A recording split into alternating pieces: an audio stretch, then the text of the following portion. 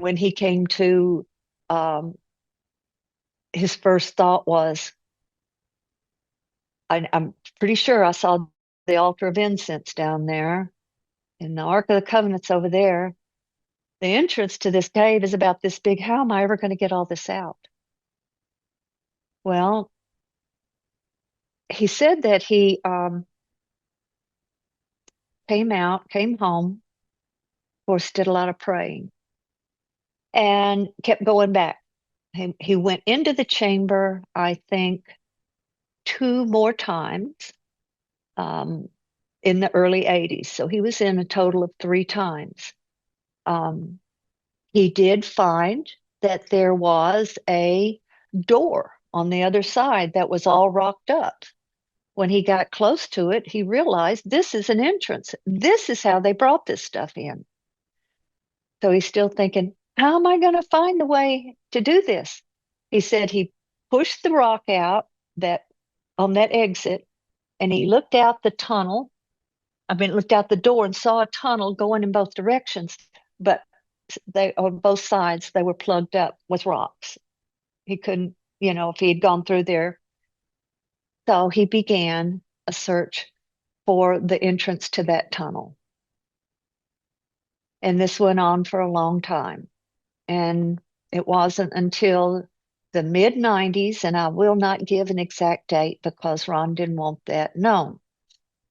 We had a problem with people trying to attach prophetic significance to certain dates and all. And he said, Yeah. I don't want that. So in the mid 90s, that was when the way that Ron got to work in Israel, he was not an archaeologist. He was just one man and, his boys. And they didn't come back much after 1984 because they all went to prison in Saudi Arabia. And Ron said, I'm putting my children at too much risk. So the way he would work in Israel was he had radar, subsurface interface radar. Israel didn't. He had metal detectors and things, and he knew how to use them. And back then, the Israel Antiquities Department, it was not what it is today.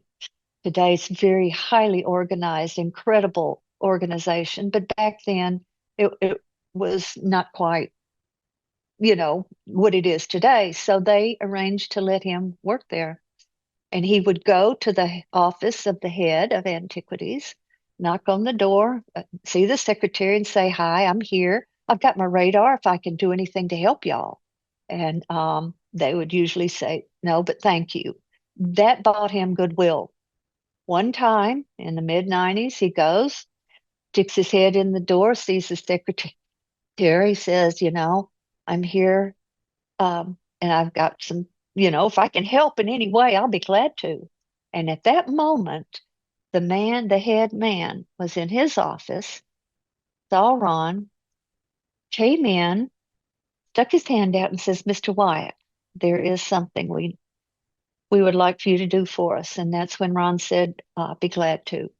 And all he told him was, meet me at the entrance to Zedekiah's cave at 11 o'clock tonight. And so Ron, the hotel he was staying in, the old Jerusalem Hotel, was right across from the entrance to the Garden Tomb. It was not a long walk at all. So he walked down there, 11 o'clock at night, and there were army and police there. And back then, not a lot of people spoke English. Nobody spoke to him. He walked right through, right into the entrance. And this man, who was the head, who was also a four-star general, a retired four-star general, he asked Ron, he said, Just follow me. We had some men go into a tunnel and they haven't come back.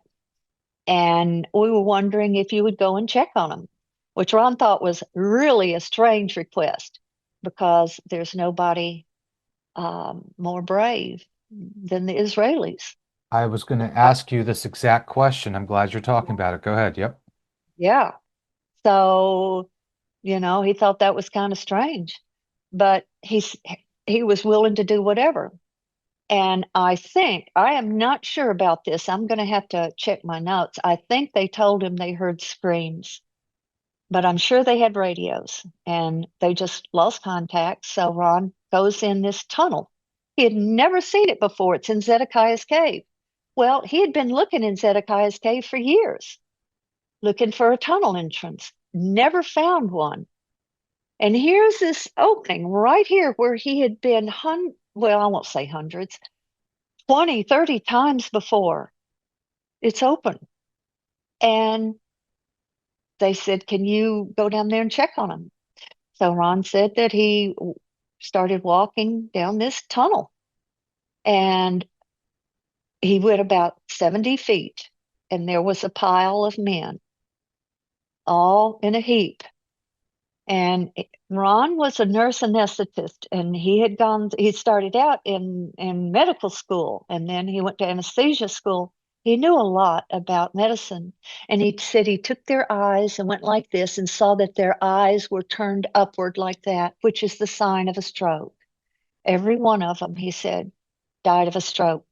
So he went back out and told them, and they said, okay, can you take this wire rescue basket, go down this tunnel, and flip them on for us? And he did. Now, he said they were all dressed like he would think uh, the priests would dress in ancient Israel.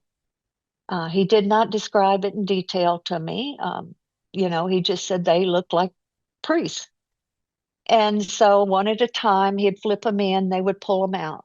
And then when Ron came out the final time, all that was said to him was thank you. And then he left. So So, yeah, that's amazing. Because the story I mhm, heard was there were some priests that went in there that were trying to retrieve the ark. They died. Then mhm, Ron was asked to go in to retrieve the bodies. I've never heard it anywhere else, and I'm glad you brought that up. Thank you. mhm. Um, Well, go ahead. no, go ahead. Yeah. Well, I was just going to say, he was never told anything. They never gave him any explanation. But the next day, Ron got up. All he could think about was that tunnel. And he went back. It's really funny because on that particular trip, I had bought him a new tripod because a lot of the times I'd go with him, but I didn't go this time. And so I said, you've got to quit videoing like this and use your tripod. So I got him one that he could carry in his suitcase and all. So he put his little camera on the tripod on his shoulder and walked back down. Walked right in. No, there was nobody at the entrance to stop him. He walked in, walked, turned to the left, went that way, and there was that tunnel open. And he said at that time he began to walk, and it was about 400 feet till he got to a doorway. And the doorway was, I think, to his left. And when he looked in, there were four young men standing there. There was a light in there, but there was no light source. And he said that these young men were just standing there. And I said, what did they look like? I had visions of angels. But he said, well, they looked like four big strapping Israeli commandos. I said, well, what were they wearing? And he said, well, they were wearing sports shirts.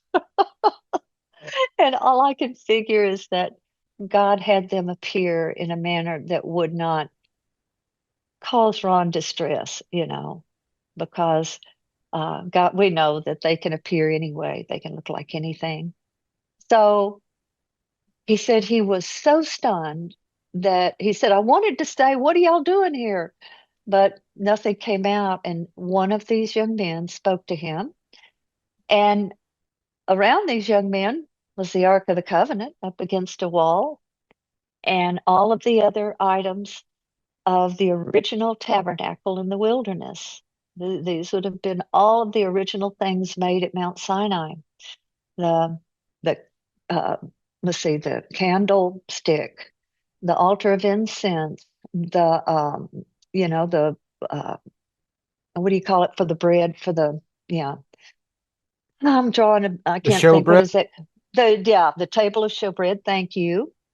And a sword. There was this, Goliath swords in there and a lot of stuff, a lot of stuff. He said all of the veils and the uh, um, coverings were all folded up in a corner, and all of the boards for the original tabernacle, the gold boards are in there, all stacked up. And but he couldn't move, he couldn't speak, and so he told that they told him, they said, "We want you to take the tables of stone out. God wants everyone to see that." So he said one angel got on each corner of the mercy seat, which Ron said he estimated weighed about 900 pounds because it was, it was beaten gold. So they lifted it up and they held it while Ron took the tables of stone out. And then they lowered it back down. And Ron said he just stood there like this. He didn't know what to do. He's got the tables of stone in his hands.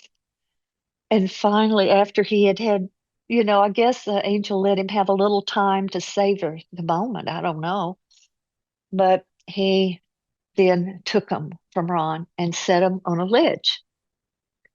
And that's pretty much all that happened. But what I forgot to tell you is that when Ron went in there, the angel told him to set up his tripod and his camera and turn it on. And he did. And he said the whole thing was 11 and a half minutes.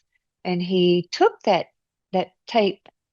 I mean, when he walked out, he just put that back over his shoulder with the camera on it, walked back to his hotel room and looked at the video. And he said it was crystal clear all through, he'd never been able to get any pictures of the ark before. They were always white out. But he he watched it and he was impressed to take it back. So right after he had watched it, he, took it out of the camera, put it in his pocket, and walked back down. Again, he was able to walk right in, um, walk there. The tunnel was still open. He walked down there, and